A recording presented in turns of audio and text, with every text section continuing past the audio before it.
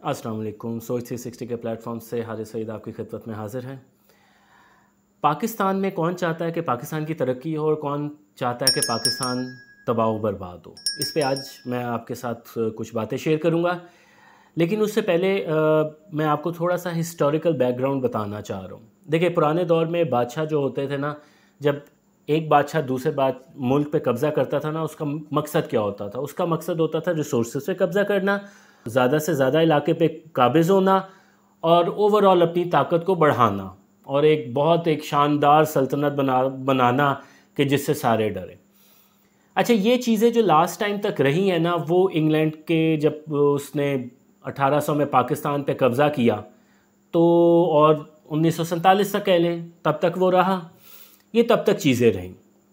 आपको पता है कि इंग्लैंड का कब्ज़ा दुनिया में बहुत सारे मुल्कों में था। यहाँ से आप अंदाज़ा लगाएं कि ऑस्ट्रेलिया से लेके अर्जेंटीना के पास जो फॉकलैंड है, वहाँ तक उसका कब्ज़ा था। कहते थे कि इंग्लैंड का कभी जो है सूरज, इंग्लैंड की सरज़मीन पे कभी सूरज ग़ुरूब नहीं होता। काफ़ी हद तक ठीक बात थी, इतना ज़्यादा उसके पास एरिया था और इतने अर्जेंटीना अमेरिकन कॉन्टिनेंट के पास और Australia, of course Australia continent एक सिरे से दूसरे सिरे, तो सूरज ग़ुरूब नहीं होना था। फिर दौर तब्दील हो गया। फिर दौर ऐसा आ गया कि जिसमें दूसरे मुल्क पे कब्ज़े करने की जो है ना, वो स्ट्रेटजी नहीं रही। फिर तरीक़ेकार आ गया कि दूसरे मुल्क को तबाह करो, उसको टुकड़े टुकड़े कर दो, अंदर से इतना वीक कर दो कि आप पे डायरेक्ट इल्ज़ाम भी ना आए और वो मुल्क भी जो है वो टुकड़े टुकड़े हो जाए, नए मुल्क बन जाए एक मुल्क से। ये चीज़ आपको स्टार्ट में मिलती है अफ़गानिस्तान में। अफ़गानिस्तान में क्या हुआ, क्योंकि रशिया के साथ कोल्ड वॉर थी, डायरेक्ट फटा नहीं कर सकता था अमेरिका, तो उसने क्या किया कि पाकिस्तानी और अफ़गानियों को पैसे लगाए, फ़ौजी इमदाद भी बेतहाशा दी, वो लड़े और रशिया को शिकस्त खानी पड़ी और अमेरिका का काम हो गया। इसका मतलब हुआ कि पैसे लगाओ, काम करवाओ।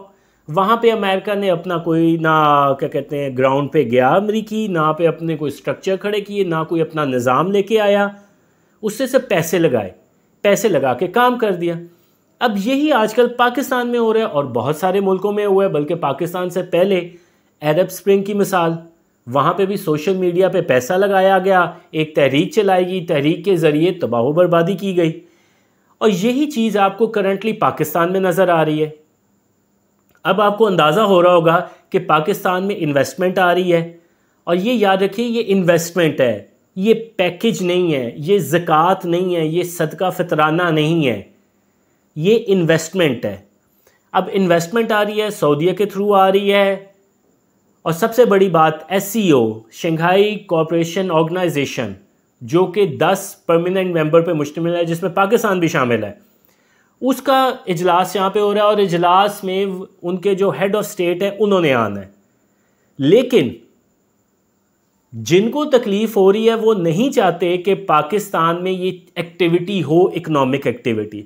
इस वजह से पाकिस्तान में करंटली एक बहुत ज़्यादा दहशतगर्दी की लहर जारी है, और उस लहर को सपोर्ट करने, उसमें हिस्सा डालने में टॉप पे आपको 3 तंजीमें नज़र आएंगी: PTI, PTM, BLA। सब खबरें दहशतगर्दी से उनसे जाके मिलती हैं। PTI ने रिसेंटली कह दिया कि हम 15 अक्टूबर को भी जो है डी चौक में धरना देंगे। क्यों देंगे?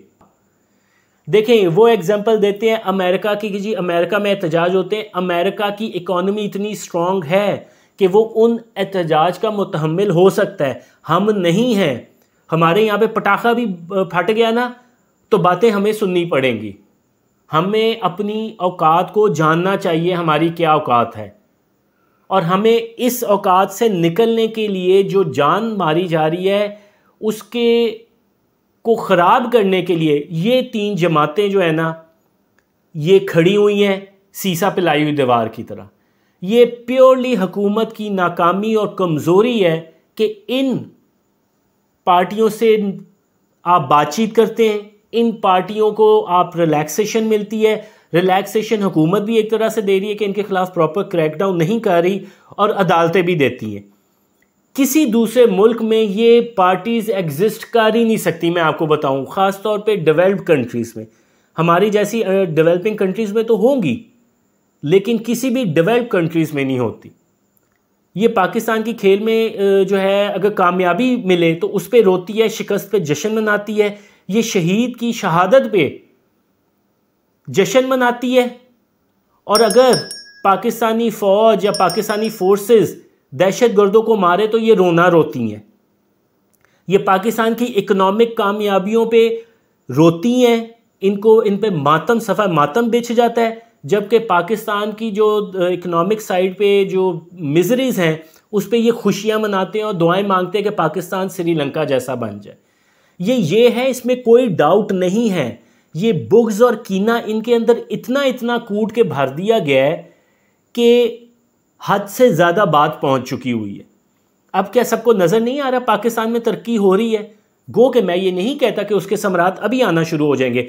जो बर्बादी पाकिस्तान को 2018 से मिली हुई है, अब ये जो पिछले दिनों 8 अक्टूबर में मेरे ख्याल में हुआ था, ये इस्लामाबाद में ये सारा, या 5 अक्टूबर को ये सारा ड्रामा हुआ था, नाअहल हुकूमत की कारकर्दगी। बिल्कुल मैं कहता हूँ कि मुंह देखते रह गए, इनसे चंद बंदे नहीं संभाले जा रहे। देखें, वो बात बिल्कुल ठीक है जी, लाशें गिरेंगी तो ये बातें बनाएंगी, तो क्या आपने अपनी साइड की लाशें गिरवाने का इंतज़ार करना है? पुलिस वाला शहीद हो गया ना, अब आप अपनी लाशें गिरवाएं और कहें हम जी मजलूम है, वो जालिम है। ये कहने की ज़रूरत नहीं होती गवर्नमेंट को। गवर्नमेंट ने अपनी रिट अपनी साबित करनी होती है। किस बात का इंतज़ार कर रहे हैं? अब वो प्रेशर एक बढ़ाएंगे कि जी इमरान खान तो पता नहीं किस हालत में है, मिलने नहीं दिया जा रहा, ये फिर इनकी जो है वो टांगे कांपने लग पड़ेंगी। मुल्क इस तरह नहीं चलेगा। तो पाकिस्तान को मुबारक हो, इकनॉमिक कामयाबियाँ और इंशाल्लाह कामयाबियाँ मिलेंगी। लेकिन अगर इतना ढीले तरीके से, नरमो नाजुक प्यार मोहब्बत से ये PTI, PTM और BLA जैसी तंजीमों को हैंडल करेंगे ना, तो लॉन्ग टर्म में मैं इसकी कोई बेहतरी नहीं देख सकता। क्योंकि देखें, बिल्ड करना बड़ा मुश्किल होता है। किसी इमारत का गिराना जो होता है ना, वो बड़ा आसान होता है, क्योंकि तब गिराने वाला ये नहीं देख रहा होता बारीकियां उसकी, उसने हथौड़ा आंखें बंद करके चला देना होता है, जबकि बनाने वाला एक एक एंगल, एक एक बारीकी देख रहा होता है। वो ज़्यादा मुश्किल काम होता है। आप भी मुझे अपने कमेंट्स में ज़रूर बताएं कि व्हाट डू यू थिंक कि ये PTI जो इस वक्त कर रही है, ये मुल्क के फ़ायदे के लिए है कि मुल्क को नुकसान इससे पहुंचेगा। अपना ख्याल रखिएगा। अल्लाह हाफिज़।